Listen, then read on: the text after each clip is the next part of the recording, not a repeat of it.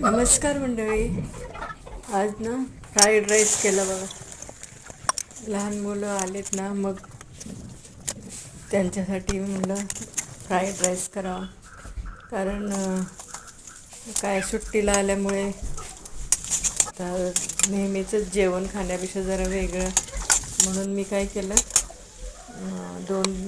दोन अडीच वाट्या भात शिजवला, कुकरला लावला आणि हे सगळ्या भाज्या वगैरे मी चिरून घेतल्या. आलं लसूण फोडणीला घातला, कांदा एक मोठा घातला, हिरवी मिरची घातली 2, आणखी सगळं भाज्या कोबी, मटार, परत गाजर, हे सगळं मी ना बारीक चिरून घेतलेलं आहे उभं. किंवा त्याच्यामध्ये जास्त शिजवायचं नाही, थोडं आलं लसूण पेस्ट घातली आहे, आणखी काळी मिरी, थोडं नमक, परत 2 चमचे मी केचप घातले, परत हे सोया सॉस घातले 1 चमचा, आणखी व्हिनेगर घातले.